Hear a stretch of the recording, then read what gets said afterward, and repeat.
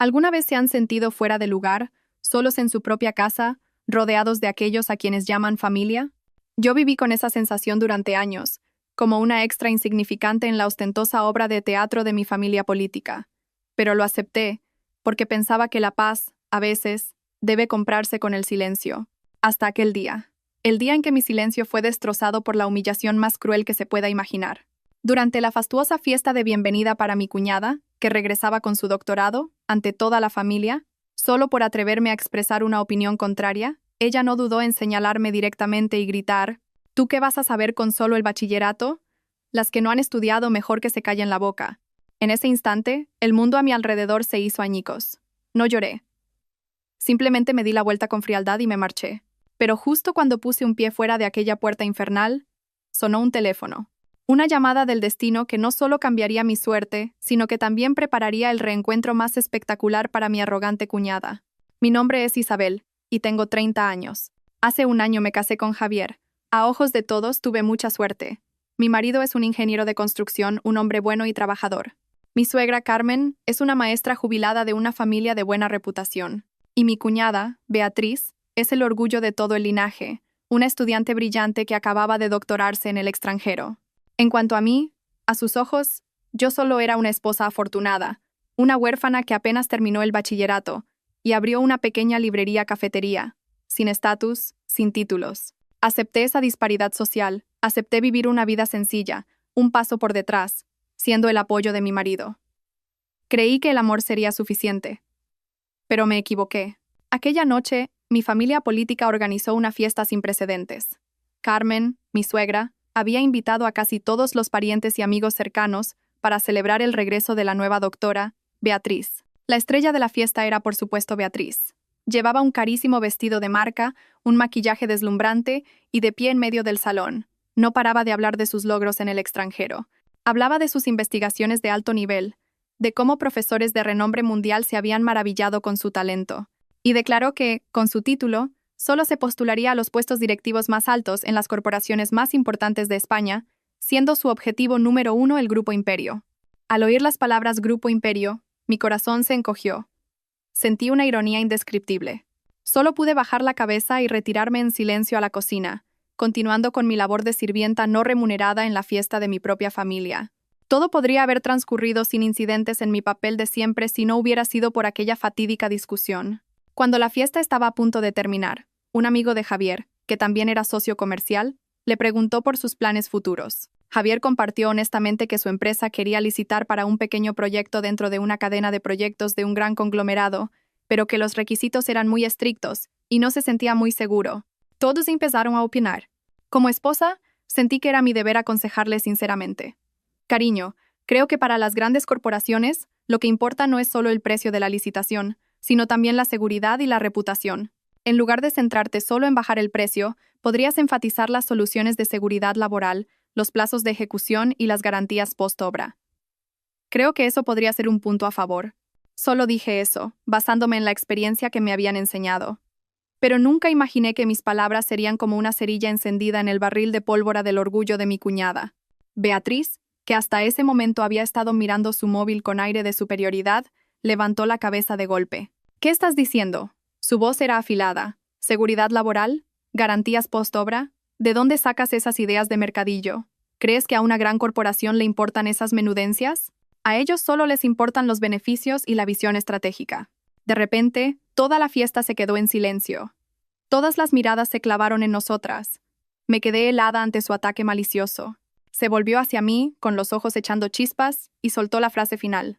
La frase que aniquiló la última gota de paciencia que me quedaba. ¿Tú qué vas a saber con solo el bachillerato? Las que no han estudiado, mejor que se callen la boca. En ese momento, sentí que mis oídos zumbaban. Todos los sonidos a mi alrededor desaparecieron. Solo veía el rostro de Beatriz, rojo de ira. El rostro de mi marido, desconcertado e impotente. Y el rostro de mi suegra, en silencio, con un ligero asentimiento de aprobación.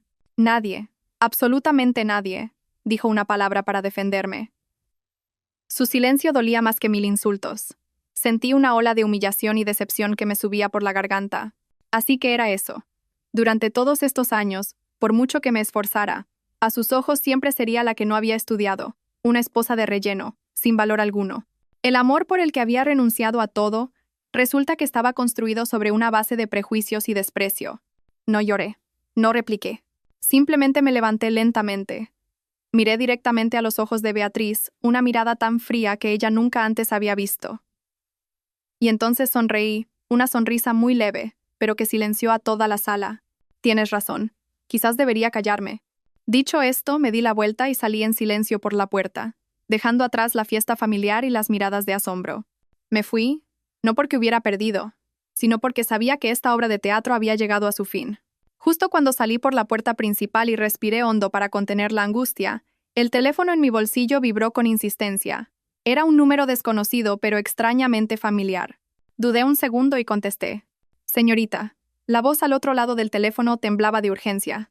Soy yo, Mateo, el asistente del presidente. Vuelva inmediatamente, por favor. El presidente se ha puesto enfermo. Los médicos dicen que su estado es muy crítico. Queridos amigos, una humillación extrema y una llamada fatídica empujaron la vida de Isabel hacia un capítulo completamente nuevo. ¿Llegaría a tiempo para estar junto a su padre? ¿Y cómo sería el reencuentro entre la cuñada doctora y la cuñada presidenta? Si esta historia ha empezado a despertar su curiosidad, no duden en suscribirse al canal, dar a me gusta y compartir, porque esta partida de ajedrez mental no ha hecho más que empezar. El taxi volaba por la noche, atravesando las calles iluminadas de Madrid, pero en mis ojos, en ese momento, todo era solo una mancha borrosa y sin alma. Las palabras de Mateo, el asistente de confianza de mi padre, aún resonaban en mis oídos. Su estado es muy crítico. Esas dos palabras, muy crítico, fueron como un martillazo en mi pecho, destrozando toda la ira, toda la humillación que acababa de sufrir en casa de mi marido. Ahora, dentro de mí, solo quedaba un miedo atroz. Un miedo que había estado enterrado durante 7 años y que ahora resurgía, desgarrando mi alma. El miedo a perder al único familiar que me quedaba en este mundo. Mi padre, el hombre a quien había amado y odiado a partes iguales. El hombre de quien había intentado huir durante los últimos 7 años. Cuando el taxi se detuvo frente a la entrada del hospital privado más lujoso de la ciudad, corrí como una exhalación hacia la zona de habitaciones VIP. Mateo ya me estaba esperando allí. Su rostro, habitualmente sereno, estaba ahora marcado por profundas arrugas de preocupación. Señorita, ha llegado. El presidente está en la unidad de cuidados intensivos. Miré a través de la pequeña ventana de cristal. Mi padre, Alejandro Vargas, el hombre al que todo el mundo empresarial de España respetaba. El todopoderoso presidente del Grupo Imperio, ahora yacía inmóvil en una cama de hospital, rodeado de un laberinto de equipos médicos. Su rostro estaba pálido, sus labios secos y agrietados, sin rastro de vitalidad. Apenas podía reconocerlo. Este no era el padre que recordaba, un hombre siempre rebosante de energía, con una mirada penetrante y una voz resonante. El hombre que yacía allí parecía frágil, solitario. Un médico mayor salió y me miró con compasión. ¿Es usted la hija del señor Vargas? Lo sentimos mucho. El presidente ha sufrido un infarto de miocardio agudo. Aunque hemos hecho todo lo posible, es probable que no pase de esta noche. Debería entrar a verle por última vez. Quizás la esté esperando. Cada palabra del médico era como una aguja clavándose en mi corazón. Me tambaleé y tuve que apoyarme en la pared para no caer. Mateo se apresuró a sostenerme. Señorita, tiene que ser fuerte. El presidente la ha esperado durante mucho tiempo. Respiré hondo, tratando de tragar las lágrimas. No podía llorar ahora. No podía dejar que mi padre me viera tan débil. Me acerqué lentamente a la cama y tomé su mano, una mano callosa por los años, ahora helada. Papá, ya estoy aquí, susurré, con la voz rota. Como si oyera mi voz, los ojos cerrados de mi padre se movieron ligeramente. Los abrió lentamente, con un esfuerzo inmenso. Me miró, una mirada desprovista de su habitual severidad y autoridad, llena solo de amor, arrepentimiento y un remordimiento infinito. Isabel, hija mía, susurró. Estoy aquí, papá, estoy aquí. Rompí a llorar. Las lágrimas que había contenido brotaron como un torrente. Papá, lo siento, dijo, cada palabra extraída de sus últimas fuerzas. Por lo de tu madre. Me equivoqué. Al oírle mencionar a mi madre, los recuerdos de hace 7 años, del día fatídico que nos separó, volvieron con una claridad abrumadora, como si hubieran ocurrido ayer. Hace 7 años yo era todavía una joven de 23 años. Mi vida era de color de rosa. Tenía un padre brillante y una madre cariñosa. Mi padre, Alejandro Vargas, había construido el Grupo Imperio desde cero. Era un hombre de negocios, siempre ocupado, pero también un padre que adoraba a su hija. Mi madre era una mujer de familia, el pilar que sostenía a mi padre. Su amor había sido una leyenda, un testimonio de amor verdadero en el despiadado mundo de los negocios. Pero la tragedia golpeó en su 25 grado aniversario de bodas. Mi padre había prometido dejar todo el trabajo para dedicarle el día entero. Mi madre estaba radiante. Se puso su vestido de gala más hermoso, se maquilló y esperó a que volviera a casa. Pero mi padre no volvió. En el último minuto, una llamada de Nueva York lo retuvo. Un acuerdo de miles de millones de euros estaba en problemas y requería su atención personal inmediata. Mi padre llamó, con la voz llena de disculpas, prometiendo volver tan pronto como pudiera. Mi madre estaba triste, pero nunca le reprochó nada. Solo sonrió y me dijo, «Bueno, el trabajo de tu padre es así. ¿Vamos a cenar tú y yo, cariño?» Fuimos juntas a aquel restaurante. Mamá intentó parecer alegre, pero yo sabía lo triste y decepcionada que estaba. De camino a casa, empezó a llover a cántaros. Un camión perdió el control y se estrelló directamente contra nuestro coche. Yo solo sufrí heridas leves, pero mi madre, ella se fue para siempre. La muerte de mi madre fue un shock terrible para mí, pero lo que me causó más dolor y rabia fue la ausencia de mi padre en sus últimos momentos. No estuvo allí cuando ocurrió el accidente. No estuvo allí para tomar la mano de mi madre por última vez. Solo regresó al día siguiente, cuando ella ya yacía fría en la morgue. En el funeral de mi madre, no le dirigí la palabra a mi padre. Solo lo miraba con ojos fríos, llenos de odio. En la mente inmadura de una joven sumida en el dolor, le eché toda la culpa. Creí que su adicción al trabajo, que esos acuerdos multimillonarios, me habían arrebatado a mi madre. ¿Por qué?, le grité esa noche. ¿Por qué siempre el trabajo? ¿Es el dinero tan importante para ti? ¿Más importante que mamá? ¿Que esta familia? ¿Sabes una cosa? Mamá te esperó. Murió sola, esperándote. Todo es por tu culpa. Tú la mataste. Mis palabras fueron como puñales en su corazón ya destrozado. Se quedó allí, paralizado, envejeciendo 10 años en un instante. No se explicó, no se defendió. Simplemente soportó mi ira en silencio. Su silencio, en ese momento, lo interpreté como una confesión. El conflicto entre nosotros llegó a su punto álgido. No podía vivir bajo el mismo techo que el hombre que creía responsable de la muerte de mi madre. Una semana después del funeral, tomé una decisión de la que me arrepentiría toda la vida. No podía enfrentarme a un padre hacia el que solo sentía reproche. Tenía que irme, escapar de ese lugar, del nombre Isabel Vargas, hija del presidente Alejandro Vargas, un nombre que sentía pesado y falso. Dejé una breve nota en el escritorio de mi padre. No me despedí. Solo escribí que necesitaba una vida diferente, una vida no envuelta en dinero y poder, las cosas que creía que me habían quitado a mi madre. Corté todo contacto, rechacé cualquier ayuda económica, llevándome solo los pequeños ahorros que mi madre me había dado, y comencé mi huida de mi propia vida. Huí como una fugitiva a otra ciudad, un lugar donde nadie sabía quién era. Creé una tapadera perfecta, una huérfana desde pequeña, que solo terminó el bachillerato y tuvo que buscarse la vida. Alquilé un pequeño apartamento y con el dinero que me quedaba abrí una librería-cafetería. La llamé El Rincón Tranquilo. Era todo lo que anhelaba en ese momento. Paz, una vida sencilla, sin reuniones, sin contratos, sin vuelos transcontinentales. La nueva vida fue difícil al principio. Yo, una señorita que desde pequeña solo había sabido estudiar y pintar, ahora tenía que hacerlo todo por mí misma. Hubo momentos en los que me sentía agotada, a punto de rendirme, pero fue esa misma ocupación la que me ayudó a aliviar parte de mi dolor. Encontré la alegría en las pequeñas cosas. Un lote de café recién tostado, un cliente habitual que pasaba cada mañana, o una tarde sentada en silencio leyendo en el espacio tranquilo que yo misma había creado. Y entonces Javier entró en mi vida, en una tarde lluviosa como esa. Era el ingeniero supervisor de una obra cerca de mi local. Entró para resguardarse de la lluvia y se convirtió en un cliente habitual.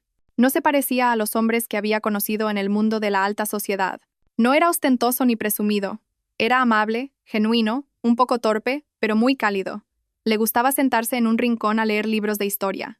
Decía que le encantaba el ambiente tranquilo, el olor a café y a libros viejos. Empezamos a hablar, al principio solo conversaciones triviales, que poco a poco se hicieron más profundas.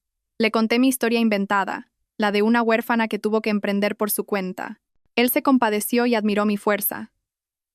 A su lado encontré la verdadera paz. No le importaba quién era yo ni qué tenía, solo le importaba mi persona.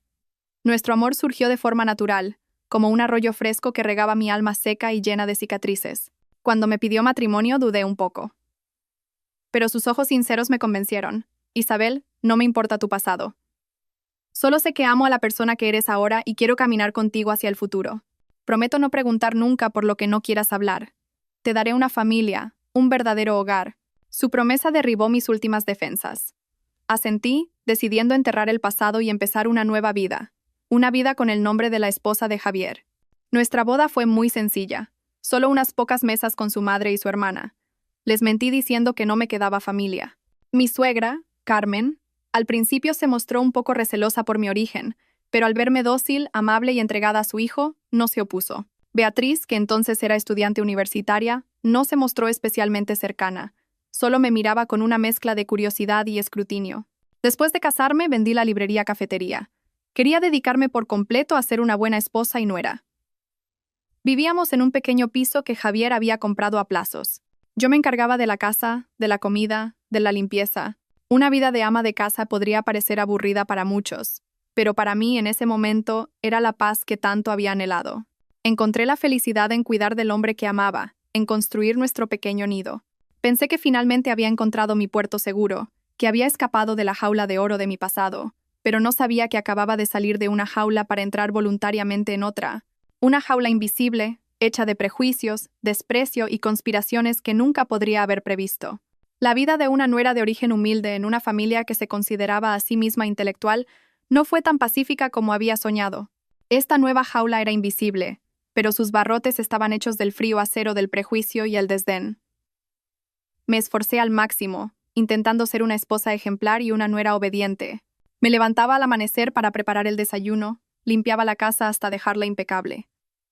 Aprendí a cocinar los platos complicados de los que mi suegra se sentía tan orgullosa. Renuncié a mis hábitos de señorita para vivir una vida modesta y austera. Pensé que mi sinceridad y mi sacrificio serían reconocidos algún día. Pero, queridos amigos, me equivoqué. A los ojos de mi suegra y mi cuñada, por mucho que me esforzara, nunca podría borrar la marca de ser la que no ha estudiado y la que no tiene clase. Carmen, mi suegra, era una experta en mostrar su desprecio de forma sutil. Nunca me criticaba directamente. En su lugar, utilizaba elogios hacia otros para menospreciarme indirectamente. «Ay, esa Laura, la hija de la vecina, qué chica tan lista», decía durante la cena. «La acaban de ascender a jefa de departamento en el banco. Gana un dineral. Se nota que es una chica con estudios, tan competente y ayuda a su marido. ¿Qué suerte tiene él? No como mi pobre hijo, que tiene que cargar con todo él solo». O cuando venían visitas, siempre encontraba la manera de presumir de su hija doctora, y no olvidaba mencionarme con falsa modestia. Sí, mi Beatriz tuvo suerte, le fue bien en los estudios, y esta es mi nuera Isabel. Ella no tuvo la misma suerte, no pudo estudiar mucho, pero es muy buena chica. Se encarga de la casa y la comida, es muy hacendosa. Me había convertido, de esposa, en una criada a la que se le reconocía ser buena chica. La humillación envuelta en palabras aparentemente amables es la más amarga de todas. Esas agujas invisibles, día tras día, mes tras mes, se clavaban en mi autoestima, pero elegí el silencio. Me decía a mí misma que vivía por Javier, por su amor, y Javier, en los primeros años, fue realmente mi apoyo. Seguía siendo cariñoso, me defendía ante su madre y su hermana. Cada vez que su madre me criticaba, él me llevaba a nuestra habitación, me abrazaba y decía: «No le hagas caso, cariño. Mamá es así. Para mí, eres la mejor esposa del mundo». Sus palabras eran mi bálsamo, me ayudaban a calmar las heridas. Por esas palabras seguí aguantando. Pero poco a poco me di cuenta de que su protección eran solo palabras vacías. Podía discutir con su hermana, podía consolarme, pero nunca se atrevió a contradecir de verdad a su madre. Dejó que su madre controlara nuestras vidas. Dejó que su hermana siguiera siendo la estrella de la familia. Y gradualmente, él mismo se vio influenciado por esos prejuicios. Empezó a hablarme menos de su trabajo, asumiendo que yo no entendería las presiones a las que se enfrentaba.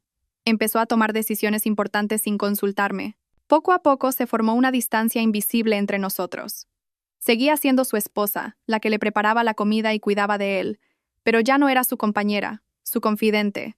Me había convertido verdaderamente en una ama de casa, en el sentido más estricto, una persona cuyo mundo se limitaba a la cocina. Y entonces llegó el fatídico día de la fiesta, cuando el desprecio de toda la familia ya no fue sutil, sino que me lo gritaron directamente a la cara. Las que no han estudiado, mejor que se callen la boca. Esa frase destrozó oficialmente mi última ilusión sobre lo que era una familia feliz. La voz débil de mi padre me devolvió al presente. Me miraba con amor, arrepentimiento y un remordimiento infinito. Isabel, hija mía, susurró. Estoy aquí, papá, estoy aquí. Rompí a llorar, mis lágrimas empapando su mano huesuda. Qué bien que hayas vuelto, dijo. Cada palabra un esfuerzo supremo. Lo siento, por lo de tu madre. Me equivoqué. No, papá, no fue tu culpa, sollocé. Fui yo. Fui demasiado egoísta, no te entendí. Él negó con la cabeza, una sonrisa amable pero agotada en sus labios. No, no te culpo. Solo me culpo a mí mismo. Hizo una pausa, respirando con dificultad. Su mirada se volvió más seria. Isabel, no me queda mucho tiempo. ¿Me prometes una cosa? Dime, papá. Haré lo que sea. El Grupo Imperio. Me miró, con los ojos llenos de súplica y esperanza. Es el trabajo de toda mi vida, el legado que quiero dejarte. Estoy demasiado cansado. ¿Puedes hacerte cargo tú? Eres la única en quien puedo confiar. Sus últimas palabras eran una orden, pero también un encargo sagrado. Miré sus ojos, que perdían lentamente su luz. Miré al hombre que había dedicado su vida a construir un imperio, solo para terminar solo en una cama de hospital. Todo el resentimiento, todos los reproches dentro de mí se desvanecieron por completo. Me di cuenta de que huir de mi identidad no era la forma de encontrar la paz. Solo era egoísmo. La verdadera paz solo llega cuando nos atrevemos a enfrentar, a asumir nuestras responsabilidades. Apreté su mano con fuerza. Mi voz por primera vez en 7 años sonó firme y fuerte. No te preocupes, papá. Te lo prometo. Volveré. Me haré cargo del Grupo Imperio. No dejaré que el trabajo de tu vida se derrumbe. Haré que te sientas orgulloso. Al oír mi promesa, una sonrisa de satisfacción apareció en su rostro. Parecía haberse quitado un último peso de encima. La mano que sostenía la mía se relajó lentamente. El monitor cardíaco a su lado pasó de líneas onduladas a una línea recta y plana, acompañada de un pitido largo e interminable. Mi padre se había ido. Pero se fue en paz, sabiendo que su hija, finalmente, había madurado. Esa noche no me moví del hospital. Me senté en silencio junto a mi padre, sosteniendo su mano ya fría hasta el amanecer. Las lágrimas se habían secado, el dolor se había asentado, dando paso a una determinación fría como el acero. La promesa junto a su lecho de muerte ya no era solo un último deseo. Era un pacto, una misión que debía cumplir. No solo estaba heredando una corporación, estaba heredando la vida entera, la pasión de un gran padre al que le debía una disculpa. La obra de la esposa humilde había llegado a su fin. Isabel Vargas, la hija del presidente Alejandro Vargas, después de 7 años de exilio, había regresado oficialmente. El funeral de mi padre se celebró con una solemnidad acorde a su estatus. Toda la élite empresarial y política del país vino a presentar sus respetos. Durante los días del funeral permanecí de pie junto a su ataúd, vestida de luto, con el rostro impasible, sin derramar una sola lágrima. Mi calma aterradora sorprendió a todos. Algunos decían que era fría como el hielo, otros me admiraban, diciendo que había heredado el temple de una líder. No me importaba. Sabía que las lágrimas eran un lujo en ese momento. Ya no tenía tiempo para ser débil. Después del funeral, se convocó una reunión de emergencia del Consejo de Administración. El propósito era anunciar el testamento de mi padre y elegir al nuevo presidente. El Grupo Imperio estaba como una serpiente sin cabeza. Los miembros del consejo, los vicepresidentes, los directores ejecutivos, estaban todos increíblemente preocuposos. Sabían que mi padre solo tenía una hija, pero esa hija había desaparecido durante 7 años, y a sus ojos, probablemente no era más que una señorita débil e ignorante de los negocios. Se habían preparado para una lucha de poder, una batalla por la silla vacante. Entré en la sala de reuniones, todavía con el vestido negro del funeral. Todas las miradas se posaron en mí, una mezcla de curiosidad, escrutinio y un desprecio apenas disimulado. Me miraban como a una niña perdida en un mundo de gigantes. Mateo, el leal asistente de mi padre, me asintió con la cabeza, un gesto lleno de confianza. La reunión comenzó. Mateo, como apoderado, se levantó y dijo con voz solemne: Señoras y señores, según el testamento y el último encargo del difunto presidente Alejandro Vargas, a partir de hoy, todo el poder ejecutivo y el cargo de presidenta del Consejo de Administración del Grupo Imperio serán transferidos oficialmente a su única heredera, la señorita Isabel Vargas. Un silencio sepulcral se apoderó de la sala, seguido de murmullos que crecían en volumen. Un vicepresidente, el señor Robles, un veterano con gran ambición, se levantó para protestar. Señor Mateo, respetamos profundamente el deseo del difunto presidente, pero entregar un conglomerado como Imperio a una joven que ha estado alejada del mundo de los negocios durante 7 años y no tiene experiencia, ¿no es una decisión demasiado arriesgada? Tememos que no pueda asumir esta responsabilidad. Sus palabras obtuvieron el apoyo de muchos otros. Empezaron a agitarse, a presionar, queriendo que renunciara o al menos aceptara un cargo honorífico sin poder real. Todos pensaron que me asustaría, que dudaría, pero no lo hice. Me levanté en silencio y caminé hacia el asiento principal, la silla en la que mi padre se había sentado durante décadas. Miré a toda la sala. Mis ojos ya no eran los de la joven de 23 años, sino los de alguien forjado con una voluntad de hierro. Gracias por su preocupación, dije. Mi voz era clara, firme y llena de autoridad, acallando todos los murmullos. Entiendo sus dudas. Es cierto, en los últimos 7 años no he estado aquí. Pero eso no significa que no sepa nada.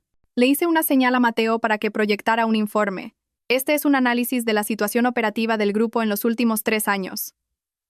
Los beneficios, aunque siguen creciendo, se han ralentizado. Los costes operativos están aumentando.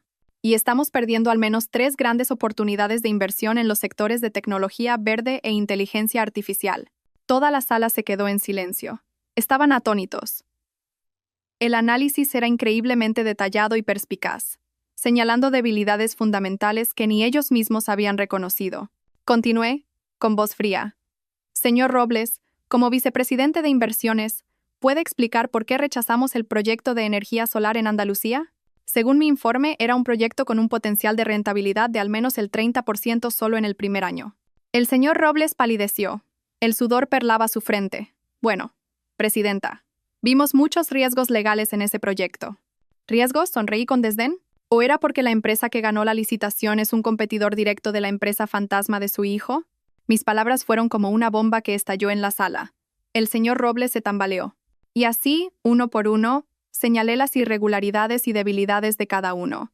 Durante los últimos 7 años, aunque no estuve presente, nunca dejé de aprender. Mi padre me había enviado regularmente todos los informes, todos los documentos importantes. Me había entrenado en secreto, a distancia, preparándome para este día. Conocimiento, pensamiento estratégico, decisión, todo había sido forjado. Al final de la reunión, nadie se atrevió a protestar. Me miraban con ojos completamente diferentes, una mezcla de respeto y temor. Se dieron cuenta de que la señorita de antes ya no existía. La persona que tenían delante era una copia perfecta del difunto presidente Alejandro Vargas, quizás incluso más aguda y decidida. Inmediatamente después de asumir el poder, comencé una drástica reforma. Despedí a los incompetentes y corruptos. Ascendí a jóvenes con talento y pasión. Reestructuré todo el conglomerado, centrándome en nuevas áreas. El Grupo Imperio bajo mi dirección no se debilitó. Al contrario, fue como si se le hubiera insuflado una nueva vida, más fuerte que nunca. Había cumplido mi promesa a mi padre. Me fui de la casa de mi marido una semana después de la humillación. En esa semana ocurrieron demasiadas cosas. Mi vida, desde ese día, se dividió en 2 mitades completamente opuestas. De día, era Isabel Vargas, la poderosa presidenta del Grupo Imperio, una mujer cuyas decisiones afectaban a decenas de miles de personas. Vestía trajes de alta costura, conducía coches de lujo y trabajaba en una oficina en el último piso del rascacielos Imperio. Presidía reuniones tensas, negociaba contratos millonarios. A mi alrededor había asistentes, guardaespaldas, gente que inclinaba la cabeza con reverencia cada vez que aparecía. Pero al caer la noche, cuando me quitaba el traje de poder, volvía a otro papel. Un papel que había interpretado durante un año. Conducía mi modesto coche de vuelta al pequeño piso de las afueras donde vivía la familia de mi marido. Me ponía ropa de casa sencilla, me recogía el pelo y me convertía en Isabel, la esposa sin estudios. Volvía a enfrentarme a las miradas de desprecio, a las críticas de mi suegra y mi cuñada. Les mentí diciendo que, tras la humillación, me había ido de viaje a Mallorca una semana para cambiar de aires. También les informé de que había encontrado un trabajo de administrativa en una pequeña empresa. Se creyeron la historia, incluso con cierta satisfacción. Carmen, mi suegra, me dijo con tono condescendiente. Bueno, tener un trabajo estable y no ser una carga para tu marido ya es una bendición. Contentad con eso. Beatriz, después de la tormentosa fiesta, también se mostró más magnánima. Ya no me insultaba directamente. En su lugar, adoptó una forma más sutil de desprecio. La lástima. La gente que no tuvo la oportunidad de estudiar tiene que aceptarlo. Tú confórmate con ser una empleada de bajo nivel. De las cosas importantes ya nos encargamos Javier y yo, decía, mientras buscaba ofertas de empleo en grandes corporaciones en su MacBook. Esa doble vida era agotadora. Requería una lucidez y una capacidad de actuación extraordinarias.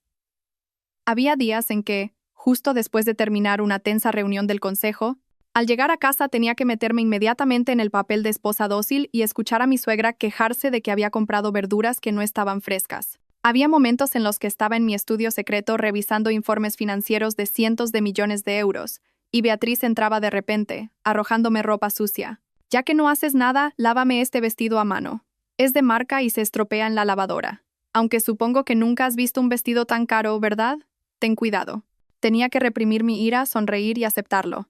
Vivía en esa dicotomía. Pero no me rendí, porque sabía que era una prueba que debía superar. Quería ver cómo era realmente la familia a la que una vez había amado. Quería ver, cuando yo no era más que una esposa corriente, hasta qué punto era profundo el amor que Javier sentía por mí. Y lo más importante, estaba esperando. Esperando una oportunidad, un acto final que sabía que, tarde o temprano, llegaría. El acto en el que mi arrogante cuñada doctora se enfrentaría a su cuñada sin estudios en un papel que nunca podría haber imaginado. Javier, mi marido, era el único que me hacía sentir un poco de culpa. No sabía nada de mi verdadera identidad. Después de que me fuera de la fiesta y durante los días del funeral de mi padre, se mostró increíblemente arrepentido. Me pidió perdón, regañó a su hermana, pero su arrepentimiento no fue más allá. Seguía siendo débil, sin atreverse a contradecir a su madre y a su hermana. Cuando le mentí sobre haberlo perdido todo, vi una fugaz decepción en sus ojos, aunque intentó ocultarla.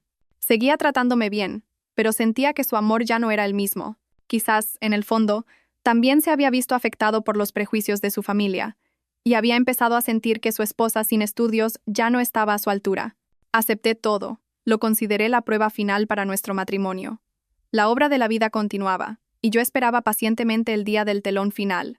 Mientras yo luchaba con mi agotadora doble vida, al otro lado del campo de batalla, mi cuñada, la nueva doctora Beatriz, comenzaba su viaje para conquistar su sueño de grandeza. Regresó a España no solo con un prestigioso título, sino también con una arrogancia y una ambición que no ocultaba. Declaró que, con su talento, merecía un puesto a su altura, una posición que hiciera que todos la miraran con admiración. Y su objetivo no era otro que el Grupo Imperio.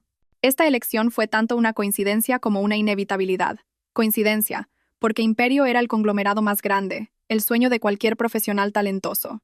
Pero también inevitabilidad, porque justo después de que yo asumiera el cargo, mi drástica reforma había creado una ola de contratación de personal de alto nivel sin precedentes. Publiqué ofertas de empleo en todos los principales medios de comunicación, buscando las mentes más brillantes para llevar a cabo mis audaces estrategias. Y por supuesto, esa información no pasó desapercibida para los ambiciosos ojos de Beatriz. «¡Es esta!», exclamó una noche con entusiasmo mientras navegaba en su iPad. El Grupo Imperio está buscando un director de desarrollo estratégico. Requisitos: doctorado en Administración de Empresas de una universidad de primer nivel mundial. Dios mío, este puesto está hecho a mi medida. Mostró la pantalla a toda la familia, con el rostro iluminado por la confianza. Carmen, mi suegra, se puso las gafas, leyó cada palabra y asintió con aprobación. Así es, ¿quién más podría merecer este puesto sino mi hija? Director en un conglomerado multimillonario.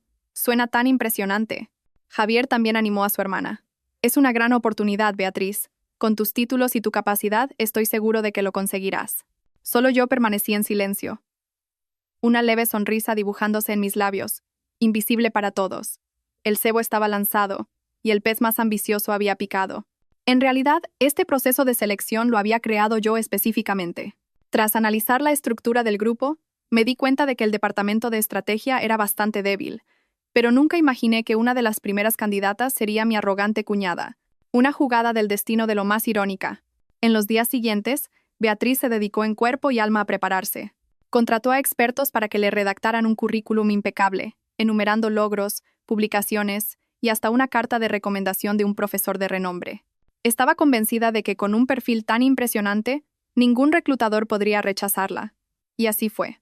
Pocos días después de enviar su solicitud, recibió un correo electrónico invitándola a la primera ronda de entrevistas. Ese día pasó horas preparándose. Salió de casa con una confianza inquebrantable, como una reina a punto de conquistar su reino. Por la noche, regresó con una sonrisa radiante. ¿Qué tal, hija?, preguntó Carmen ansiosamente. Mejor que bien, mamá, respondió Beatriz, lanzando su bolso al sofá con aire de suficiencia. La primera entrevista fue pan comido. Solo una directora de recursos humanos un poco anticuada haciendo preguntas teóricas de manual. En menos de media hora, ya estaba asintiendo y elogiándome. Sinceramente, el nivel del personal directivo en estas grandes empresas no es para tanto. Hablaba como si pasar la entrevista fuera algo obvio. Su arrogancia estaba alcanzando su punto máximo. Yo solo escuchaba en silencio.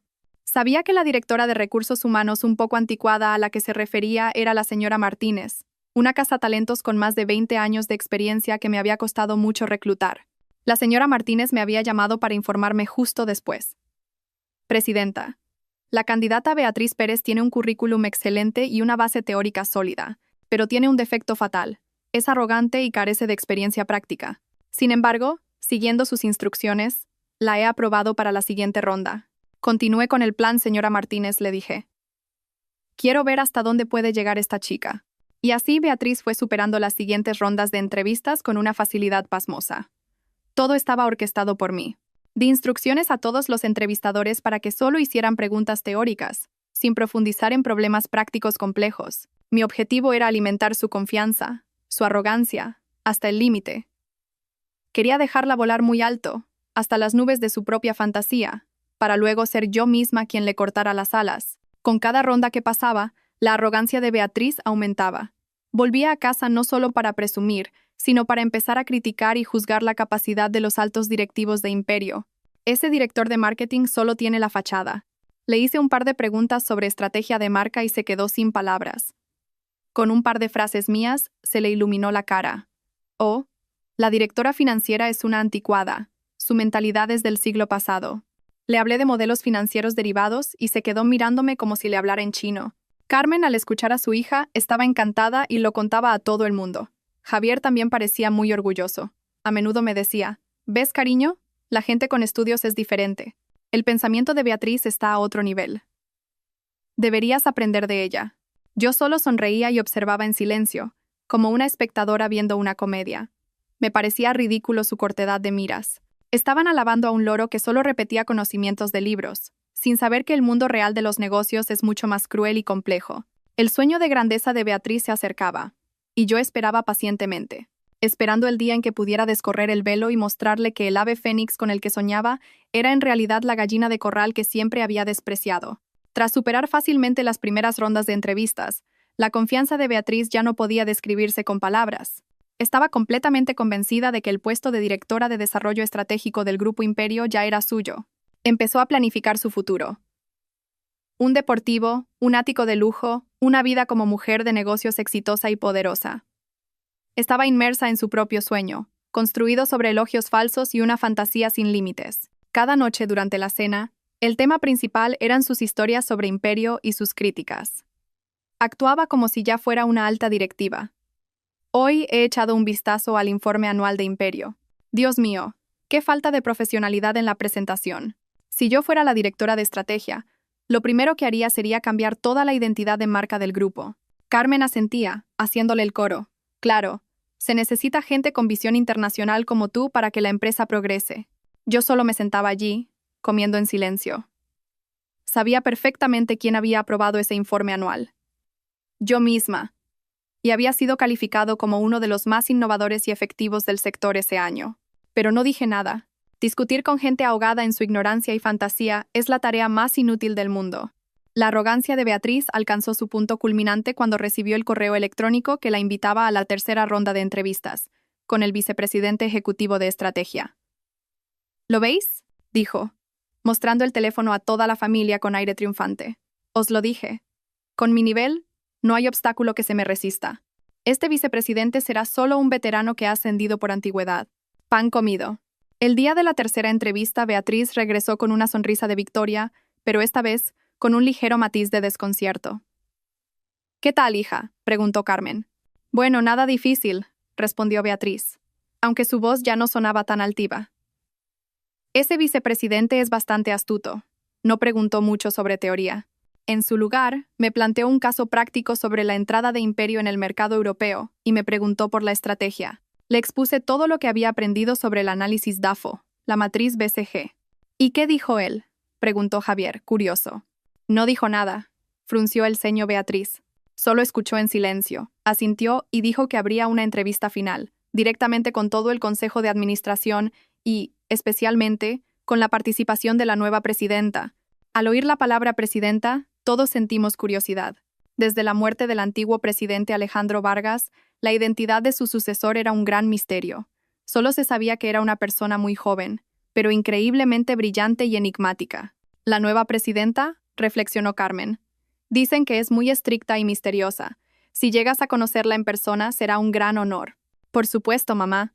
Beatriz irguió el pecho, recuperando la confianza. Seguro que quedaron tan impresionados con mi presentación que quieren darme la oportunidad de lucirme ante toda la cúpula directiva. Es mi oportunidad de oro para brillar. Prepararé una presentación perfecta para dejar a esa misteriosa presidenta con la boca abierta. Había caído por completo en la trampa que yo le había tendido. No se dio cuenta de que las preguntas del caso práctico del vicepresidente eran pistas que yo le había dado. Quería ver cómo, con sus conocimientos de libro, resolvería un problema real. Y tal como esperaba, su respuesta fue un montón de teoría hueca. Había revelado su debilidad fatal sin siquiera saberlo. En los días siguientes, toda la familia vivió en un ambiente de preparación para un gran evento. Beatriz se encerró en su habitación, preparando día y noche su presentación decisiva. De vez en cuando salía corriendo, hablando sin parar de sus grandes ideas. Ya lo tengo. Propondré una estrategia audaz, que Imperio adquiera una pequeña empresa en Alemania como trampolín. Ese es el pensamiento de un líder de verdad. Yo solo me sentaba allí bebiendo té en silencio y sonriendo para mis adentros. Conocía perfectamente esa audaz idea. Mi padre y yo la habíamos discutido y descartado hacía 3 años por ser demasiado arriesgada. Sus conocimientos estaban obsoletos, pero ella los consideraba geniales. Finalmente, llegó el día del juicio final. Beatriz recibió un correo electrónico oficial invitándola a la sede de Imperio el lunes por la mañana para una reunión y presentación ante el Consejo de Administración. Se volvió loca de alegría. «Lo conseguí. Voy a ser la directora de estrategia de Imperio». Carmen la abrazó, con los ojos llenos de lágrimas. «Qué orgullosa estoy de ti, hija mía. Eres el orgullo de mi vida». Javier también palmeó a su hermana con orgullo. Se volvió hacia mí y dijo algo que fue la gota que colmó el vaso de mi paciencia. «¿Ves, Isabel? La gente con estudios y ambición siempre triunfa. Deberías tomar ejemplo de mi hermana y no conformarte con esta vida de ama de casa sin futuro». No dije nada. Solo levanté la vista y lo miré directamente a los ojos. Y esta vez ya no lo oculté. Dejé que viera en mi mirada no autocompasión ni complejo, sino lástima. Lástima por él y por toda su familia, tan llena de prejuicios y tan corta de miras. La obra estaba a punto de terminar, y yo estaba ansiosa por ver sus reacciones cuando cayera el telón final. Los días previos a la entrevista final no fueron de ansiedad para Beatriz, sino una sucesión de autocomplacencia y halagos. Estaba completamente convencida de su propio talento, creyendo que nadie más merecía el puesto de directora de estrategia de Imperio. Sin embargo, a medida que investigaba más sobre la corporación, un personaje comenzó a despertar en ella no solo curiosidad, sino una extraña admiración. La nueva presidenta, la persona con el poder supremo en Imperio, una figura que el mundo empresarial apodaba el dragón oculto, por su naturaleza elusiva. La información sobre esta presidenta era extremadamente escasa. No había fotos suyas en los medios ni entrevistas personales. Todo lo que se sabía eran rumores, leyendas que circulaban en los círculos de altos ejecutivos. Cada historia añadiendo más misterio y poder a su figura. Beatriz, con sus habilidades de investigadora, rastreó foros económicos privados y artículos internacionales, y lo que encontró pintó un retrato impresionante. Se rumoreaba que la nueva presidenta era la única heredera del difunto Alejandro Vargas, pero que había vivido en el extranjero durante mucho tiempo, cortando casi todo contacto. Tras la repentina muerte de su padre, regresó en silencio y, en solo un mes, llevó a cabo una purga y una reforma interna sin precedentes. «Dicen que es implacable», le contó Beatriz a su madre y a su hermano durante la cena. Su voz ya no era despectiva, sino de genuina admiración. En una semana, 3 vicepresidentes veteranos fueron forzados a una jubilación anticipada. Despidió a un montón de directores. Tiene un estilo que llaman sin piedad. Solo mira la capacidad. No le importan las relaciones ni la antigüedad. Quien sirve se queda. Quien no, se va, sin contemplaciones. Carmen, al oír esto, se preocupó un poco. ¿Tan terrible es? ¿No será difícil trabajar con alguien así? Difícil, pero así es un verdadero líder, mamá, replicó Beatriz con los ojos brillantes. Se necesita esa decisión, incluso crueldad, para levantar un conglomerado que mostraba signos de estancamiento. He leído los análisis. Desde que esta presidenta asumió el poder, el precio de las acciones de Imperio se ha disparado. Ha lanzado un montón de proyectos nuevos y audaces. Es un genio de los negocios, una estratega de primer nivel. Estaba completamente cautivada por la imagen que se había creado. Ya no quería entrar en Imperio solo por un buen trabajo. Quería trabajar para una líder tan excepcional. Soñaba con convertirse en su mano derecha, con que esa misteriosa presidenta reconociera su talento. Tengo que causar una impresión excelente en la entrevista, dijo con determinación. Alguien como ella no se dejará impresionar por teóricos. Tengo que demostrarle que no solo tengo un título, sino una visión estratégica real. Su admiración por la misteriosa presidenta se convirtió en un estimulante que llevó su orgullo y confianza a un nuevo nivel. Ya no respetaba a los que la habían entrevistado antes. A sus ojos solo había una persona con la autoridad para juzgarla, la presidenta. Mientras tanto, yo, el dragón oculto, estaba en mi oficina, observando en silencio todos sus movimientos a través de los informes detallados de recursos humanos. Leí cada línea de su currículum, vi los videos de cada entrevista, y sabía que estaba investigando sobre mí. Presidenta, me dijo la señora Martínez por teléfono con cierta inquietud, la candidata Beatriz Pérez parece demasiado confiada. En las entrevistas actúa como una sabelotodo, e incluso ha hecho comentarios despectivos sobre nuestros directivos. ¿No es demasiado arriesgado dejarla llegar a la ronda final? Yo solo sonreí. No se preocupe, señora Martínez. Deje que se luzca. A un buen caballo hay que dejarlo correr a toda velocidad para ver su resistencia. Prepare la reunión final. Y recuerde, no revele ninguna información sobre mí. Quiero darle una sorpresa. Entendido, presidenta. Colgué y giré mi silla de cuero hacia la ventana, observando el bullicio de los coches abajo. ¿Una sorpresa? Quizás no sería solo una sorpresa. Sería un shock, una lección que mi arrogante cuñada doctora nunca olvidaría. Había creado deliberadamente una imagen misteriosa, una densa niebla a mi alrededor. No quería aparecer en los medios, no por miedo, sino por libertad. Pero ahora ese mismo misterio se había convertido, sin querer, en parte de mi plan. Se había convertido en una montaña altísima que Beatriz estaba ansiosa por conquistar, sin saber que en la cima, quien la esperaba, era la misma persona que siempre había pisoteado. Estaba impaciente por ver su cara cuando se diera cuenta de que el genio de los negocios que tanto admiraba era su cuñada sin estudios. La semana transcurrió entre la expectación y la preparación meticulosa de Beatriz. Convirtió su dormitorio en un cuarto de guerra. Pilas de libros de estrategia, una pizarra llena de diagramas complejos. Invirtió el 120% de su esfuerzo, no solo para hacer una buena presentación, sino para hacer la presentación de su vida, una que dejara a la misteriosa presidenta de Imperio boquiabierta. Toda la familia se vio arrastrada por su fervor. Carmen le llevaba comida a su habitación. «Come, hija, para que tengas fuerzas». El futuro de la familia depende de ti. Javier la ayudaba a buscar documentos. Tú tranquila. He oído que la nueva presidenta, aunque estricta, valora el talento. Si demuestras lo que vales, no te rechazarán. Estaban completamente absortos en el sueño que Beatriz había pintado. Se habían olvidado de mi existencia. O quizás, a sus ojos, yo era solo un fondo borroso, una ama de casa envidiosa del éxito de su cuñada. No dije nada. Simplemente seguí interpretando mi papel. Por las mañanas, preparaba el desayuno. Por las noches, limpiaba y lavaba la ropa. A veces, cuando Beatriz necesitaba practicar su presentación, me convertía en su público forzoso. Me sentaba y la escuchaba hablar de estrategias macroeconómicas, modelos de negocio complejos y terminología inglesa rimbombante. ¿Qué te parece, Isabel?, me preguntaba al terminar. No para pedir mi opinión, sino para recibir un elogio. ¿Es lo bastante convincente? Es increíble, Beatriz, respondía yo con fingida sinceridad. No entiendo nada. Eres muy inteligente. Supongo que estas cosas solo las sabe la gente que ha estudiado tanto como tú. Mi elogio la dejaba muy satisfecha. La convencía aún más de que sus conocimientos estaban en otro nivel, un nivel al que la gente sin estudios como yo nunca podría aspirar. Y entonces llegó el día que toda la familia esperaba.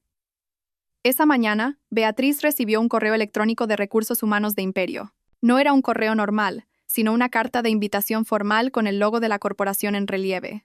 Estimada candidata Beatriz Pérez, el Comité de Contratación del Grupo Imperio tiene el placer de informarle que, tras superar con éxito las rondas de entrevistas, ha sido seleccionada como la única candidata para la ronda final del proceso de selección para el puesto de directora de Desarrollo Estratégico. La selección se llevará a cabo en formato de reunión-presentación ante el Consejo de Administración y la presidenta del grupo. Hora: 9. Lunes 15 de mayo de 2025. Lugar: Sala del Consejo, planta 68, Torre Imperio. Atentamente. Cuando Beatriz leyó la carta en voz alta, toda la casa estalló de alegría. «La única candidata», gritó Carmen, llevándose las manos a la cara. «Hija mía, eso significa que ya te han elegido. Es solo una formalidad. Enhorabuena, hermana». Javier la abrazó, eufórico.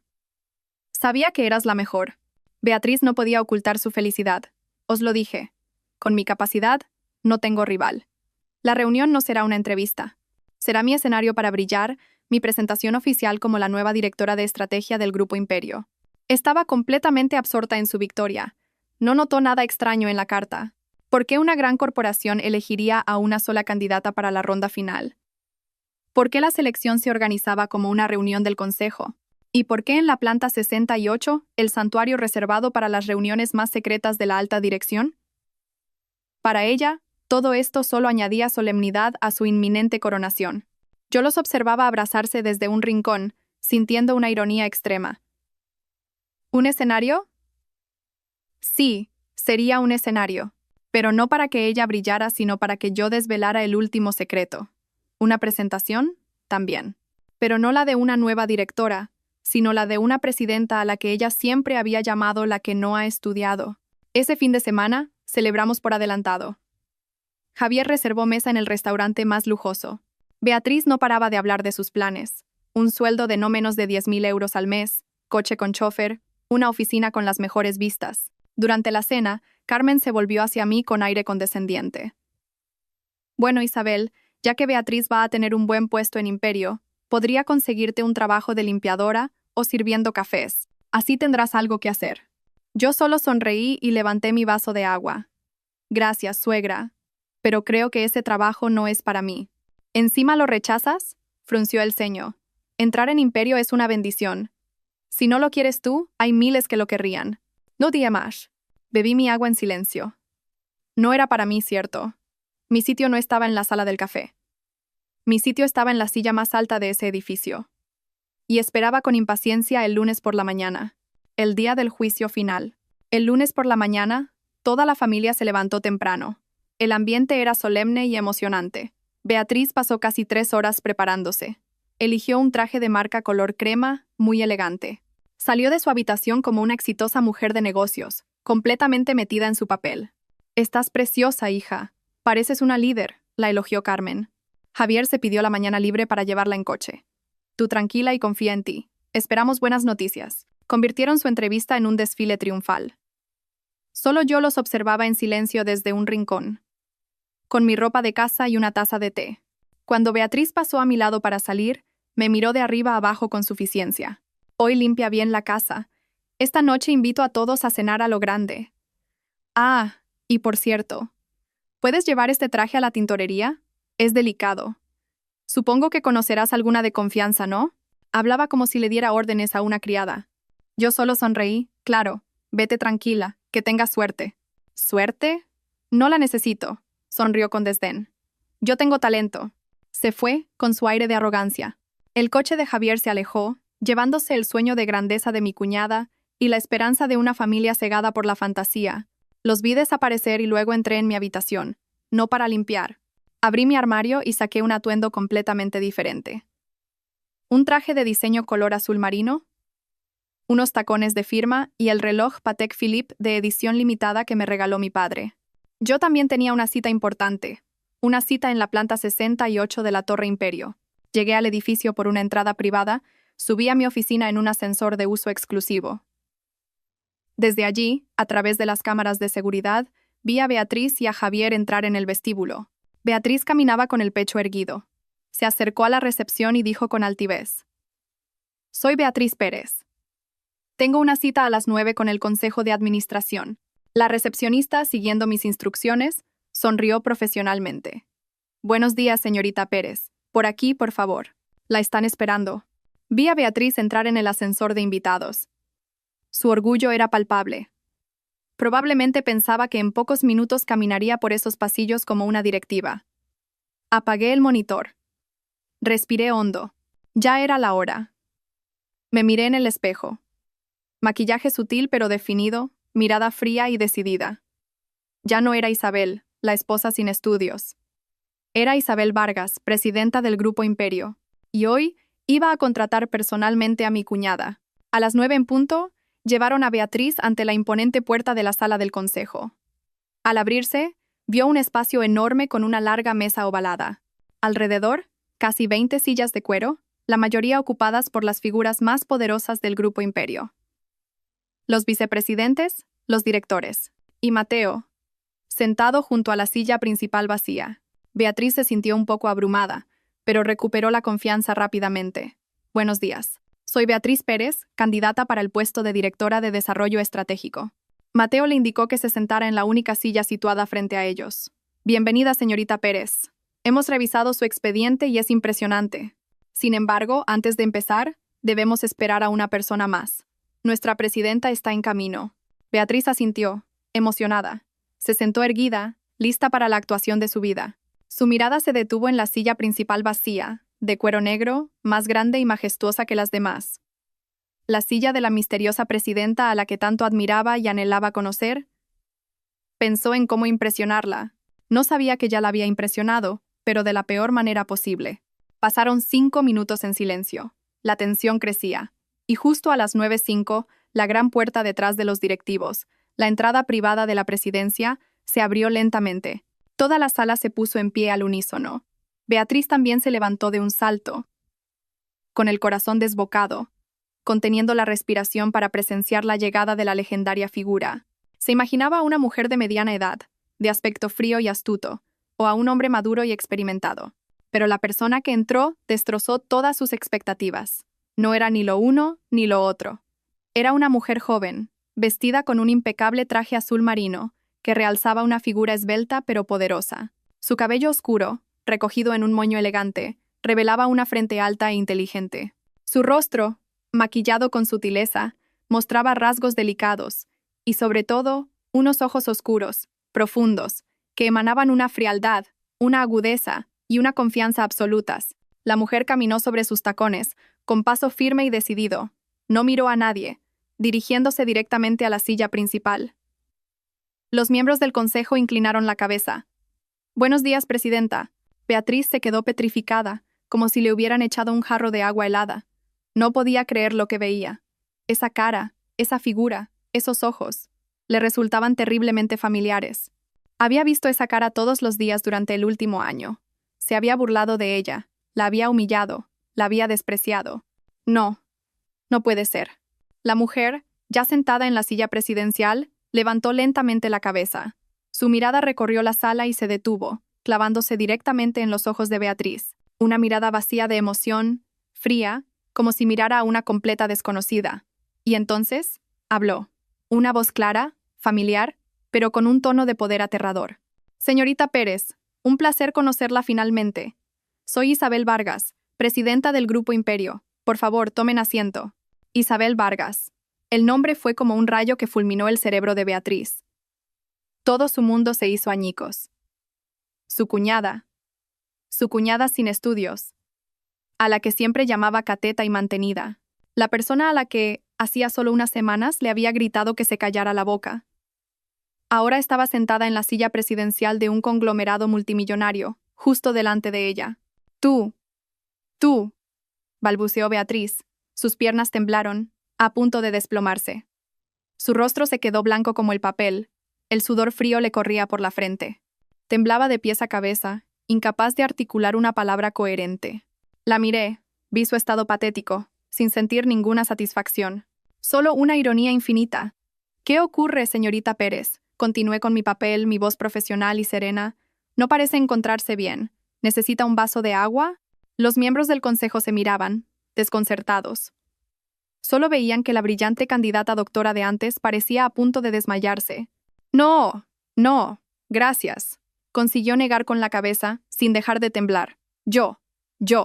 Si está lista, la interrumpí, sin darle tiempo a recuperarse. Podemos comenzar la reunión. Según el programa, tiene 15 minutos para presentar su estrategia de desarrollo. Adelante.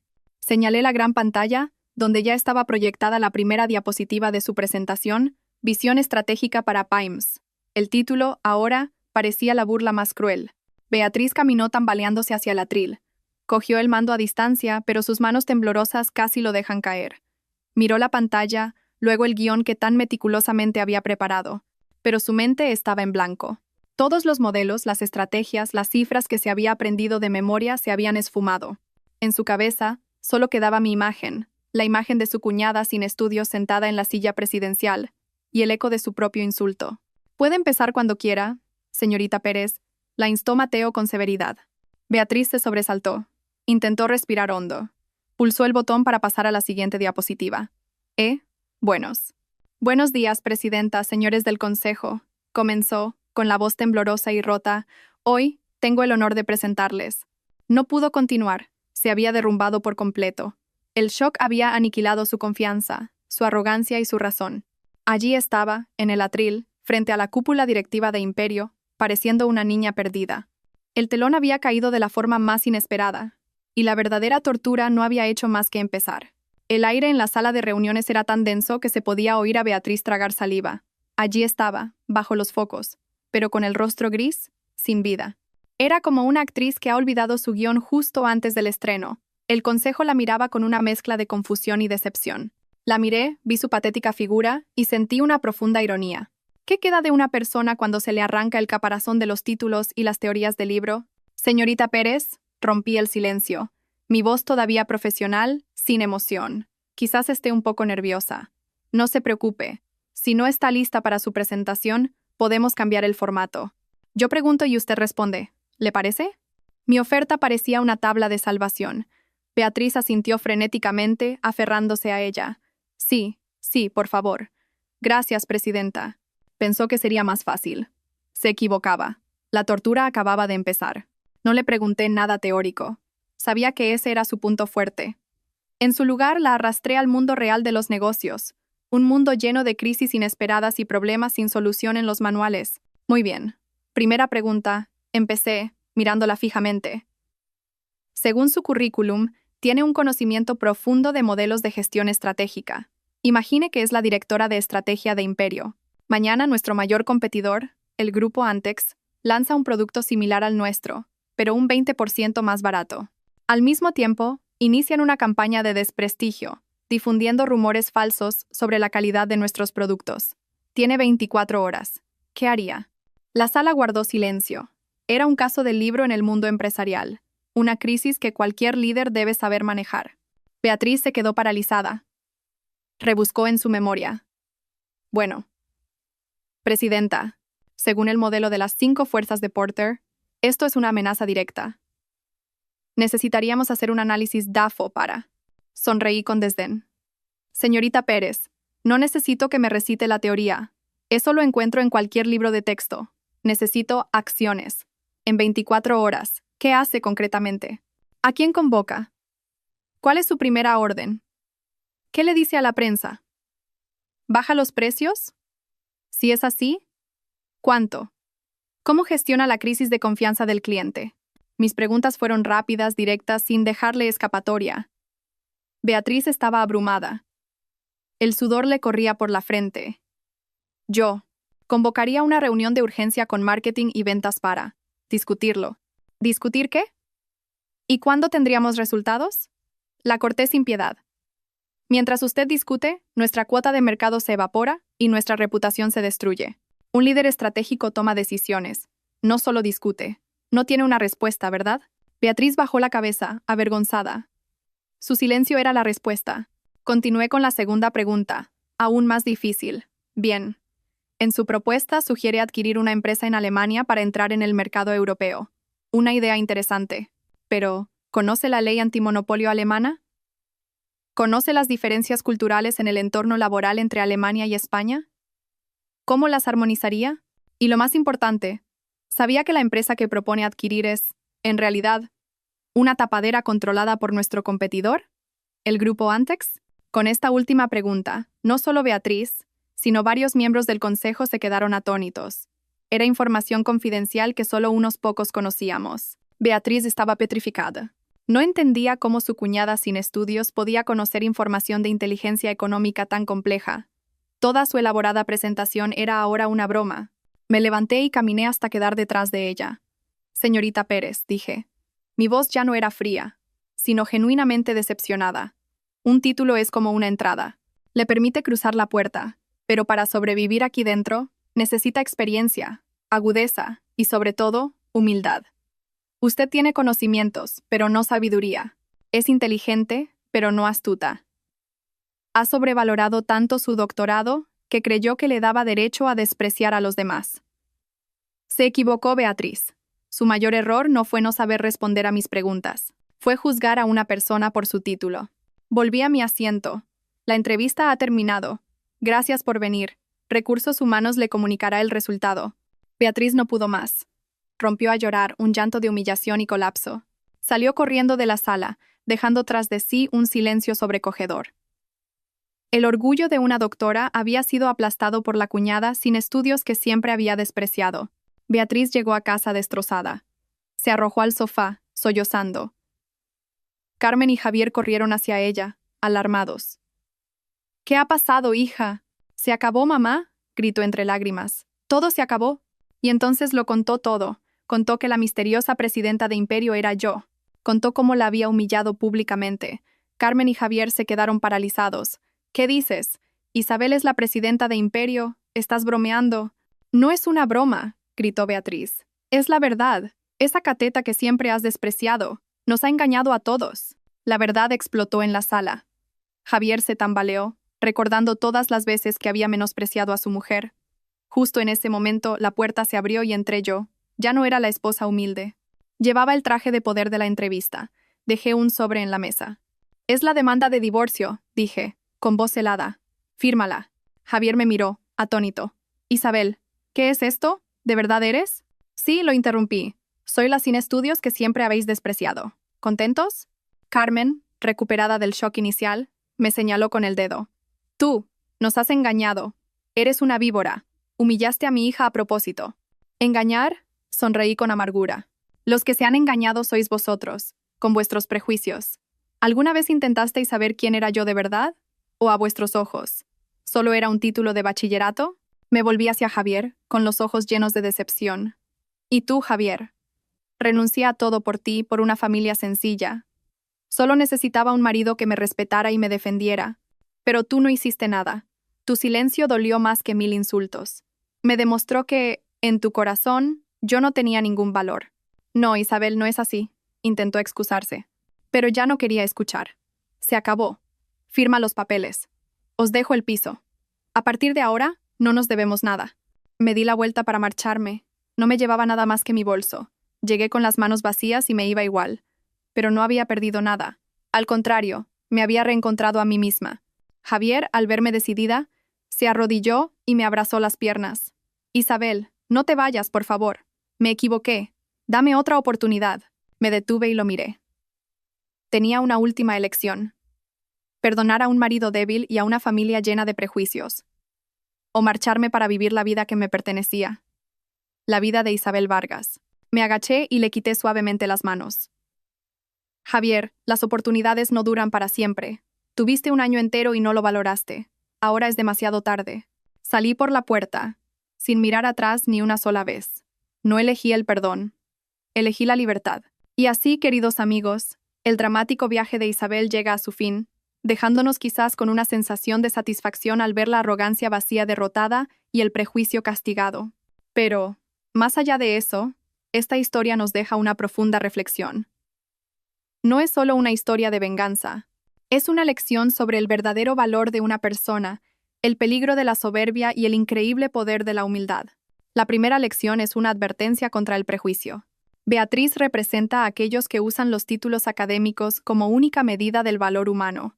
Creen que un doctorado les da derecho a menospreciar a otros. Pero la historia de Isabel nos muestra que el conocimiento de los libros y la verdadera sabiduría son dos cosas distintas. Beatriz tenía conocimientos, pero carecía de la sabiduría para ver el valor en el sacrificio silencioso de su cuñada.